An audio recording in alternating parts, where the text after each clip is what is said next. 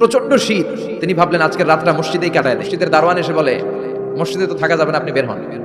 ইমাম আহমদ ইবনে হাম্বল বললেন, আমি বৃদ্ধ মানুষ, প্রচন্ড শীত, কই যাব? আমি ফজরের মুসল্লি, আমারে বাজান তুমি থাকতে দাও।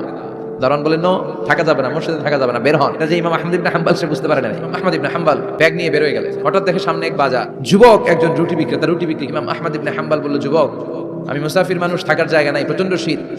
এই যে তুমি চুলার মধ্যে উনুনে রুটি বানাচ্ছ, আমি যদি তোমার চুলার পাশে বসে রাতটা কাটাই, তোমার কোনো সমস্যা হবে? যুবক বলে, নো, কোনো সমস্যা নাই, আহলান ওয়া সাহলান ওয়া মারহাবান বিক। আপনি আমার চুলার পাশে বসে আগুন পোয়ালে আমার সমস্যা কি? আর তিনি দেখতে লাগলেন যুবক আটা দিয়ে রুটি বানায় আর পরে আস্তাগফিরুল্লাহ। তিনি কৌতূহল প্রসূত বললেন, যুবক, তোমার ঘটনাটা কি? আসার পর থেকেই তুমি শুধু দেখতেছি পড়তেছো আস্তাগফিরুল্লাহ আস্তাগফিরুল্লাহ, কারণটা কি?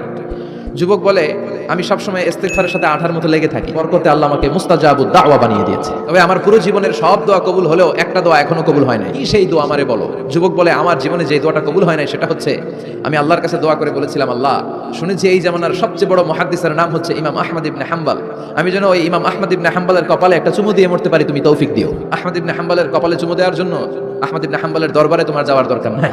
আহমদ ইবনে হাম্বল নিজেই তোমার দরবারে ছুটে এসেছে। আনাল আহমদ ইবনে হাম্বল, আমি নিজেই আহমদ ইবনে হাম্বল। চিল্লায়ে পড়েন আল্লাহু আকবার।